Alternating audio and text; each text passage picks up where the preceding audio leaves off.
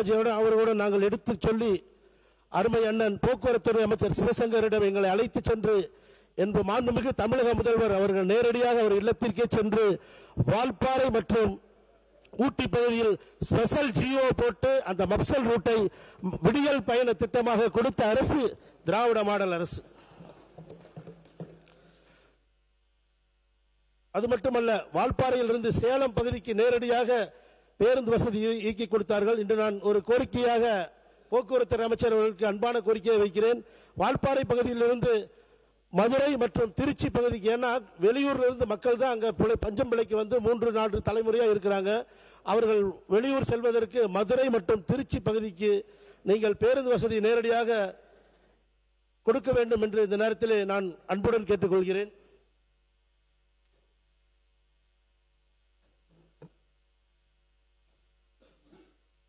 மாவட்டங்களுக்கிடையேயான புறநகர் பேருந்து போக்குவரத்திற்காக கிளாம்பாக்கத்தில் ஜிஎஸ்டி சாலையை ஒட்டி சுமார் 88.52 ஏக்கர் பரப்பளவில் இந்தியாவிலே மிகப்பெரிய பேருந்து முனையமான ரூபாய் 393.74 கோடி திட்ட மதிப்பீட்டில் கலைஞர் நூற்றாண்டு பேருந்து முனையம் சென்னை பெருவளர்ச்சி குழுமத்தால் அமைக்கப்பட்டு 30/12/2023 அன்று திராவிட மாடல் நாயகர் மாண்புமிகு முதலமைச்சர் அவர்களால் மக்கள் பயன்பாட்டிற்கு திறக்கப்பட்டது.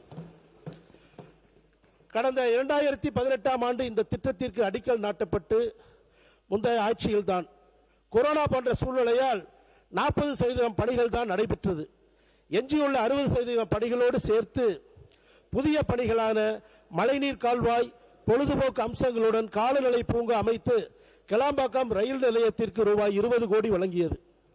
கிளாம்பாக்கம் ரயில் நிலையம் செல்வதற்கு நடைமேடை அமைப்பது உட்பட 26 பணிகள் போக்குவரத்து பயணிகளுக்காக வசதிக்காக சுமார் 200 கோடி ரூபாய் நீங்கள் அறிவித்த திட்டம் 393 கோடி செலவில் விமான நிலையத்துக்கு நிகராக அனைவரும் வியந்து பார்க்கும் வண்ணமாக கலைஞர் நூற்றாண்டு பேருந்து நிலையம் மக்களுக்காக அளிக்கப்பட்டது. திராவிட மாடல் ஆட்சி தலைவராக எங்கள் முதலமைச்சர் அவர்.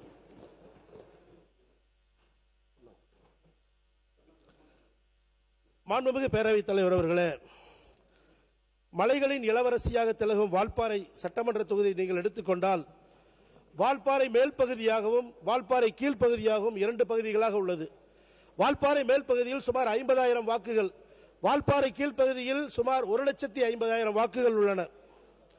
வால்பாறையில் சுமார் 50,000த்திற்கும் மேற்பட்ட ஏக்கரில் தேயிலை தொழில்தான் மூலதனமான தொழிலாக வந்து வருகிறது. இதில் மிக வருத்தப்பட செய்தி என்னவென்றால், அதிகாலை 7 மணிக்கு அவங்க எல்லாம் வேலைக்கு போகணும். காலையில் அந்த கொழுந்து தாட்டுன்னு ஒன்று இருக்கு, அதை கட்டிட்டு வேலைக்கு போய் அந்த தேயிலை செடியில கை வச்சாங்கன்னா அந்த தேயிலை அவர்களை வரவேற்கிறது பாம்பாத்தான் இருக்கும். ஐயோ பாம்பாச்சே அப்படின்னு திரும்பி கீழே வந்தாங்கன்னா காலில் எல்லாம் அட்டைப்பூச்சியா இருக்கும். ஐயோ அட்டைப்பூச்சி வந்துருச்சேன்னு தெரிச்சு ஓடனாங்கன்னா இந்த சைடு காட்டு மாடுகள் தொல்லையா இருக்கும். ஐயோ காட்டு மாடு வந்துருச்சேன்னு சொல்லி இந்த பக்கம் போனாங்கன்னா யானைகள் தொல்லைகளாகத்தான் இருக்கும். இதுதான் எங்கள் வால்பாறை மக்களின் இன்றைய நிலை. மாண்புமிகு பேரவைத் தலைவர் அவர்களே, நாங்கள் கேட்பதெல்லாம் ஒன்றே ஒன்றுதான்.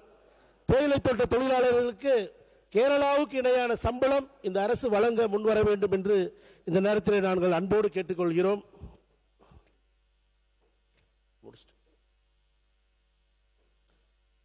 மாண்புமிகு பேரவைத் தலைவர் அவர்களே, 2006ஆம் ஆண்டு மாண்புமிகு தன்மான தலைவர் கலைஞர் அவர்களின் பொற்கால ஆட்சியில் வால்பாறை பகுதி மக்கள் 12 வகுப்பு படித்து முடித்துவிட்டு என்ன செய்வது என்று தெரியாமல் திக்கி திசையாடி திரிகின்ற வேளையிலே ஏழை மாணவர்கள் உயர்கல்வி பெற வேண்டும், தேயிலை தோட்ட தொழிலாளியின் மகன் இனி தேயிலை தோட்ட தொழிலாளியாக இருக்கக்கூடாது என்ற உயர்ந்த உள்ளத்துடன் அன்று எங்களுக்காக ஒரு கல்லூரி கொடுத்தார். அந்த கல்லூரியில் இன்று வரை சுமார் 12,500 மாணவர்கள் படித்துவிட்டு கீழ்ப்பகுதியில் வேலை செய்கிறார்கள். அந்த பகுதியில் உள்ள கீழ்ப்பகுதியில் வேலை செய்யும் குழந்தைகள் மறுபடியும் வால்பாறை பகுதிக்கு வந்து பணி அமைக்கும் வசதியாக வால்பாறையில் ஒரு ஐடி பார்க் நிறுவ பெற்று தருமாறு உங்களை அன்புடன் கேட்டுக்கொள்கிறேன். அது மட்டுமல்ல, உயர்கல்வித்துறை அமைச்சர் அவர்கள் அன்பான கோரிக்கையாக வைக்கிறேன். வால்பாறை வந்து அறிவியல் சார்ந்த படிப்புகள் இல்லை. ஆகவே botany zoology, BSc botany, BSc zoology, chemistry, physics போன்ற அறிவியல் சார்ந்த படிப்புகளை தருமாறு நீங்கள் அன்புடன் கேட்டுக்கொள்கிறேன்.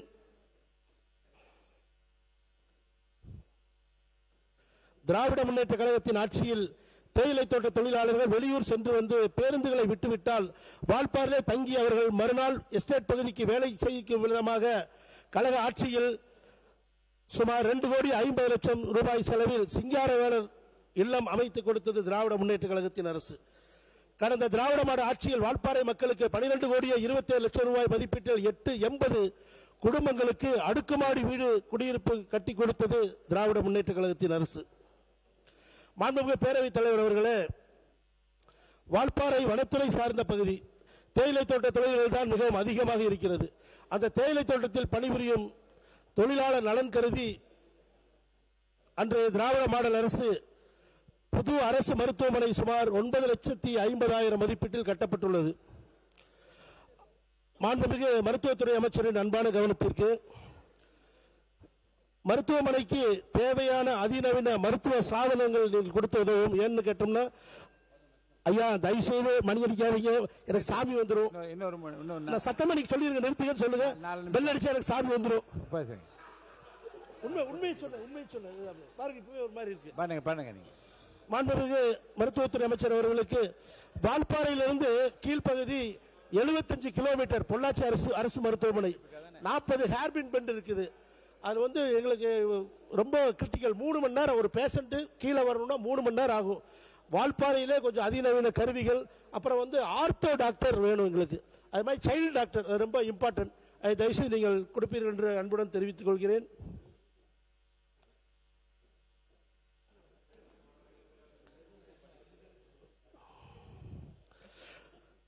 டாப்சிலி பகுதியில் கோழிக்கமத்தியில் வனத்துறை மூலம் தொல்கொடி திட்டம் மூலம் நீங்க பார்த்திருப்பீங்க, பொம்பன் பெல்லி 2 வனத்துறையில் உள்ள யானை பாகன்கள் கேட்டுக்கொண்டதற்கு இணங்க சுமார் 15 கோடி செலவில் யானை பாகர்களுக்காக, தமிழகத்திலேயே இல்லாதது, மற்ற மாநிலத்தில் இல்லாம யானை பாகங்கள் குடியிருக்க நவீன குடியிருப்புகள் திராவிட மாடல் ஆட்சியில் சுமார் 15 கோடி ரூபாய் செலவில் டாப்சிலி பகுதியில் கட்டப்பட்டுள்ளது.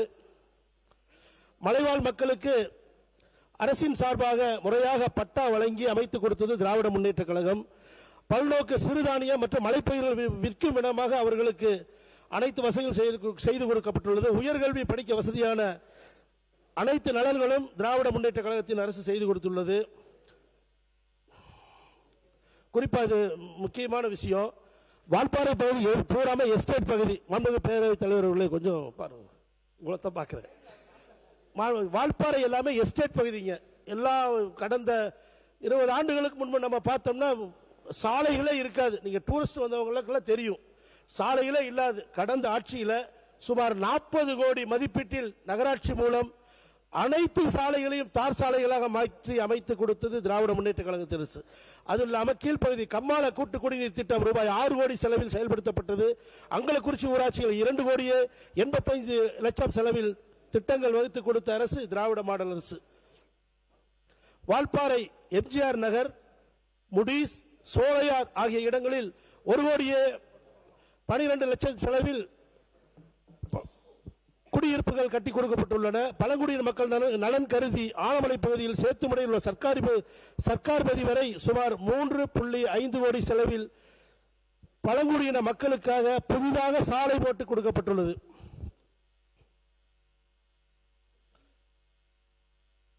வால்பாறையில் உள்ள தேயிலை தோட்ட தொழிலாளிகள் எல்லாருமே திருநெல்வேலி பக்கம், மதுரை பக்கம், சேலம் பக்கத்திலிருந்து பிழைப்புக்காக வால்பாறை வந்தவர்கள்.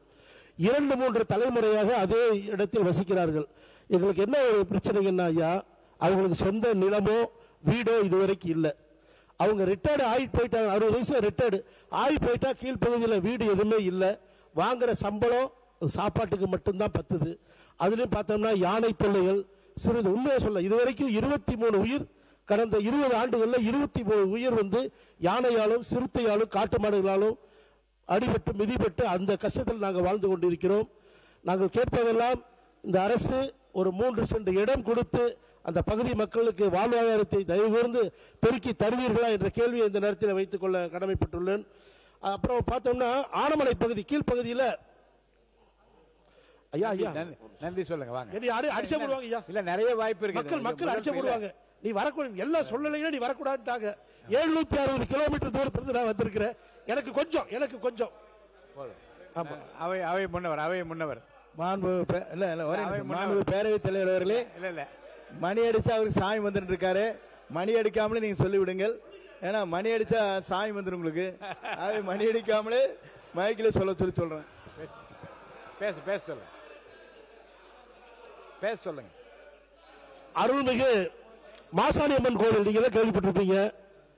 அந்த அரைச்சு பண்றது மாசாணி அம்மன் கோவில்ல உலக பிரசித்தி பெற்ற மிளகா அரைச்சு யாராவது தப்பு பண்ணாங்கன்னா மாட்டிக்குவாங்க. அங்க குடமுழுக்கு விழா நடத்தியது மிக சிறப்பாக குடமுழுக்கு நடத்தி இன்று வரை நல்ல முறையில் பயன்படுத்தி கொண்டிருக்கிறது திராவிட மாடல் அரசு. இந்த நேரத்தில் அந்த அரசுக்கும் அந்த அமைச்சருக்கும் அன்புடன் நன்றியை கூட கலைப்பட்டுள்ளேன். வேட்டைக்காரன் பகுதியில் அரசு மருத்துவமனை விரிவாக்கம் செய்யப்பட்டுள்ளது. ஐயா என்ன கோரிக்கை நிறைய இருக்கும். 2 மட்டும் நான் சொல்லிடுறேன், பாக்கி கொடுத்துறேங்க ஐயா. 2 மட்டும் சொல்லிடுறேன். வால்பாறையை சுற்றுலா தலமாக தயவு கூர்ந்து அறிவிக்க வேண்டும். அறிவிப்பீங்க நாங்கள் நம்புறோம். ஏன்னா சுமார் 1500 வாகனங்கள் டெய்லி வந்துட்டு போயிட்டு இருக்கு. எங்க பொறுப்பு அமைச்சர் இருக்கிறார், அவருக்கு தெரியும். டெய்லி 1500 வாகனம் இன்ட்டு 5 போட்டா டெய்லி 10,000 பேர் மேல வர்றாங்க. ஏன்னா கூடலூர் பகுதியை விட, ஊட்டி பகுதியை விட, கோத்தகிரி பகுதியை விட, வால்பாறை கொடைக்கானல் பகுதியை விட வால்பாறை ரொம்ப அழகான ஊர், அமைதியான ஊர், நல்ல மக்கள், தங்கமான மக்கள். அதனால அதிகமாக வந்துட்டு இருக்கிறாங்க. சுற்றுலா தலமாக அறிவிக்க வேண்டும்.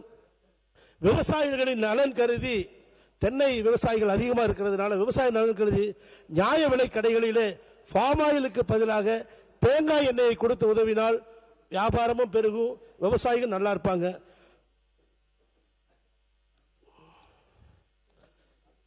வால்பாறை பகுதியில் உள்ள 40 எஸ்டேட்ல டவர், செல்போன் டவரே இல்லைங்க ஐயா. ஒரு யானையே வந்தாலுமே யானை வந்துருச்சுன்னு ஒரு ஃபாரஸ்ட் சொல்றதுக்குள்ள டவர் வசதி இல்லை. ஐடி அமைச்சர் கேட்டு அதை உடனடியாக செய்து கொடுக்க வேண்டும் என்று அன்புடன் கேட்டுக்கொள்கிறேன். ஆனைமலை பகுதியில் ஒரு அரசு கலை மற்றும் அறிவியல் கல்லூரி அமைத்து தர வேண்டும். வால்பாறையில் டவர் இல்லாதனால எம்எல்ஏவான டவர் இருந்தா இன்ஸ்டாகிராம் பேஸ்புக் வந்திருக்கும். எங்க மக்கள் என்னைய விட மாட்டாங்க. மாண்புமிகு பேரவைத் தலைவர் அவர்களே, ஆனைமலை பகுதியில் உள்ள மாசாணி அம்மன் கோவில் சுற்றுலா தலமாக, டாப்ஸ்லி போன்ற பகுதி சுற்றுலா தலமாக உள்ளதால் ரயில்வே கிராசிங் இருக்குங்க. ஒரு மேம்பாலம் ஒன்று போட்டு கொடுத்தோம்னா அந்த சுற்றுலா தலத்துக்கு டிராபிக் இல்லாம எங்க மக்கள்லாம் போயிடுவாங்க. வால்பாறை பகுதி பொறுப்பைத்துறை ஆய்வு மாளிகை பழைய கால கட்டடமா இருக்குது. அந்த கட்டடத்தை புதுப்பித்து தருமாறு அன்புடன் கேட்டுக்கொள்கிறேன். மீதி உள்ளதெல்லாம் படிப்பதாக நினைத்து நன்றி சொல்லுங்க. இந்த நல்ல வாய்ப்பை கொடுத்த பேரவைத் தலைவர் அவர்களுக்கும் என்னை இந்த இடத்திலே அமர்த்திய வால்பாறை அனைத்து மக்களுக்கும், மாண்புமிகு கழகத்தின் தலைவர் 8 கோடி மக்களின் எழுச்சி நாயகன் தளபதியார் அவர்களுக்கும் நன்றி கூறி இப்பொழுது விடைபெறுகிறேன். நன்றி, வணக்கம்.